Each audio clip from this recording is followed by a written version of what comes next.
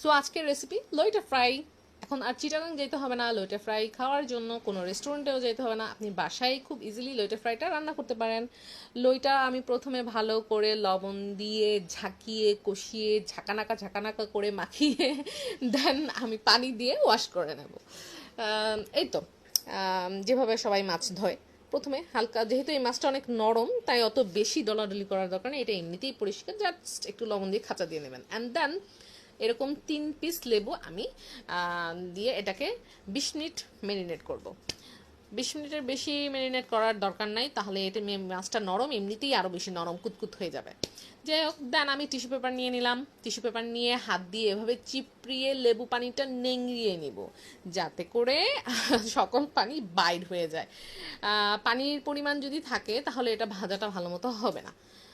ঠিক আছে, লেবু পানি থেকে কিন্তু আমি ডাইরেক্ট টিস্যুতে নিয়ে মুছে মানে একদম ক্লিন করে নিচ্ছি। আপনারা আবার ধুতে যাবেন না কিন্তু, যেভাবে দেখাচ্ছি জাস্ট লাইক আমার মতো করে রান্না করবেন, ওকে? আমার মতো। অ্যান্ড দেন এভাবে আমি সবগুলা সোক করে নিই, বাকিগুলা সব একসাথে এভাবে সেম পদ্ধতিতে করে নিই। দেন আমি মাছগুলোকে মাঝখান থেকে কেটে নিই, বিকজ আমি মনে করি সব রান্নার একটা সৌন্দর্য আছে, যদি না কেটে নিই দেখতে কেমন, এত বড় বড় কেমন দেখা যায়। দ্যাটস ইট, আমি সবগুলোকে মাঝখান দিয়ে কেটে নিই, বাট দুইটা আমি আমার বেবির জন্য মাঝখানের কাটাটা এইভাবে কাট করে বের করে নিই। দেখতেই পারতেছেন আমি কাটাটা বের করে নিয়েছি, বাট আমি সবগুলো এরকম করিনি, বিকজ কাটার সাথে অনেকগুলো মাছ চলে যায় ভাই, যেটা আমার অনেক কষ্ট লাগে। ভাই আমি অনেক কিপটুস মানুষ, আমার পক্ষে সম্ভব না, শুধু আমার বাচ্চার জন্যই কয়েক পিস করেছি, আর বাকিগুলো সব আমি জাস্ট লাইক মাঝখান দিয়ে কেটে নিয়েছি। দ্যাটস ইট, কাটাকুটি শেষ। এখন আমি উপরে যে র্যাপটা করব, কোটিংটা, সেটা আমি রেডি করব। সেটার জন্য আমি নিয়ে নিয়েছি ময়দা 4 চামচ, লবণ হাফ স্পুন, শুকনো মরিচ ফাঁকি 1 চা চামচ, অ্যান্ড সাদা গোলমরিচ ফাঁকি কি বলবো 1 চিমটির মতো, অ্যান্ড ম্যাগি ম্যাজিক মশলা, যেটা না দিলেই নয়, অনেক ফ্লেভার বাড়িয়ে দেয় এই মশলাটা দিলে। আর এটা যদি না দেন একটু ফ্লেভার কমে যাবে, 19-20 হবে এই আর কি।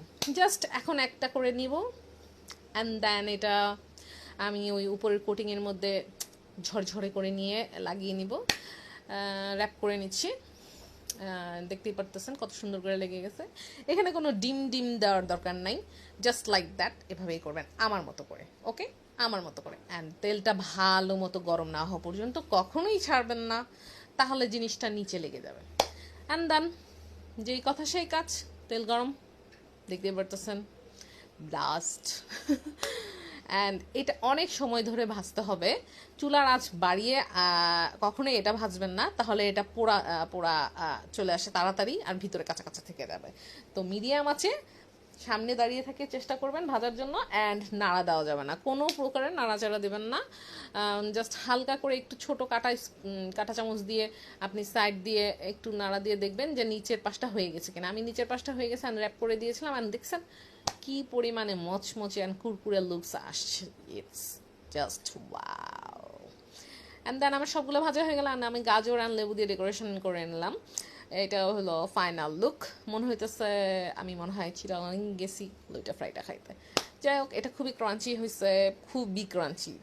আমার মতো করে রান্না করবেন, অ্যান্ড মাঝখান থেকে দেখেন ভিতরটা পুরাই জুসি জুসি একটা ভাব, ফিশ আবার জুসি জুসি ভাব। যাই হোক, অ্যান্ড এটার মধ্যে আমি যেটা করব, একটু লেবুর একটু টুক টুক টুক টুক ফোঁটা দিয়ে দিব, অ্যান্ড দেন কাঁচামরিচ দিয়ে দিব বাইট। এটা আপনারা গরম ভাতের সাথেও খেতে পারেন, অথবা জাস্ট চিকেন ফ্রাইয়ের মতো আলাদা সিঙ্গেল বাইট দিতে পারেন, অ্যাজ ইউর উইশ, আপনি যেভাবে খেতে চান। সো ট্রাই দিস ওয়ান আমার মতো করে, অ্যান্ড অবশ্যই কমেন্ট বক্সে কমেন্ট করে যাবেন রেসিপিটা কেমন হয়েছে। আল্লাহ হাফেজ, ভালো থাকবেন।